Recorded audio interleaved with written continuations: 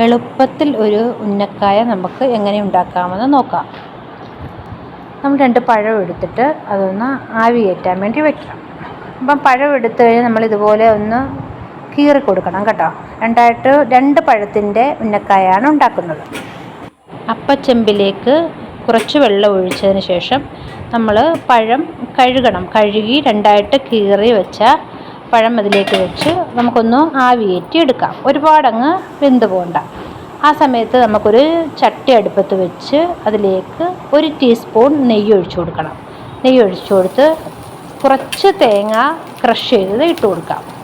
അപ്പം തേങ്ങ ചിരകിയത് ഞാനൊരു 3-3.5 സ്പൂണോളം ഇട്ട് കൊടുക്കുന്നുണ്ട്. അതിലേക്ക് കുറച്ച് ബദാമും കാഷ്യൂനട്ടും കൂടി ഇട്ട് കൊടുത്ത് നന്നായിട്ടൊന്ന് ഫ്രൈ ചെയ്തെടുക്കാം. ഒരുപാടങ്ങ് മൂത്ത് പോകണ്ട. ഇതുപോലെ ലൈറ്റ് ബ്രൗൺ ആക്കി എടുക്കാം. ഇതാണ് പരുവം. വേണമെങ്കിൽ പഞ്ചസാര ചേർക്കേണ്ടവർക്ക് 1 സ്പൂൺ പഞ്ചസാര ചേർക്കാം കേട്ടോ. അപ്പോൾ ആ സമയം കൊണ്ട് നമ്മുടെ പഴം ഇവിടെ നന്നായിട്ട് നല്ല ആവി കയറി വന്നിട്ടുണ്ട്. നമുക്കിത് ഒരു ഫോർക്ക് വെച്ച് ഇത് നമുക്ക് ഇങ്ങനെ എടുക്കാം. എടുത്ത് നമുക്കൊരു പ്ലേറ്റിലേക്ക് വെച്ച് അതിൻ്റെ തൊലിയെല്ലാം കളഞ്ഞ് നമുക്കൊന്ന് സ്മാഷ് ചെയ്തെടുക്കണം കേട്ടോ. ചൂടോടുകൂടി തന്നെ ഒന്ന് സ്മാഷ് ചെയ്തെടുക്കാം. നന്നായിട്ടൊന്ന് ഉടച്ചെടുക്കണം. കട്ടകളൊന്നുമില്ലാതെ നന്നായിട്ടൊന്ന് ഉടച്ചെടുത്തതിന് ശേഷം നമുക്കിത് ഉരുളകളാക്കാനുള്ളതാണ്. ഇപ്പോൾ നമ്മുടെ കൂട്ട് നല്ല സ്മാഷായിട്ടുണ്ട്, അതുപോലെ തണുത്തിട്ടുമുണ്ട്. നമ്മുടെ കയ്യിൽ ഉരുട്ടാൻ പറ്റുന്ന പാകമായിട്ടുണ്ട്.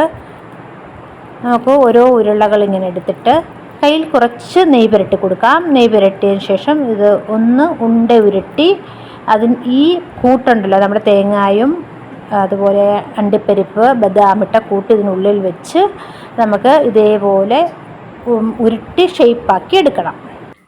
നമുക്കൊരു പാനിലേക്ക് 1 ടീസ്പൂൺ നെയ്യ് ഒഴിച്ചു കൊടുക്കാം. നെയ്യ് ഒഴിച്ചു കൊടുത്ത് നമ്മൾ ഉരുട്ടി വെച്ച ഉന്നക്കായ ഇതിലേക്കങ്ങ് ഇട്ട് കൊടുക്കാം.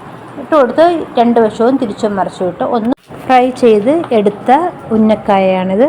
5 മിനിറ്റ് കൊണ്ട് നമുക്ക് തയ്യാറാക്കാൻ പറ്റും. എല്ലാവരും ഒന്ന് ട്രൈ ചെയ്തിട്ട് ഫീഡ്ബാക്ക് കമൻറ്റ് ബോക്സിൽ അറിയിക്കണേ.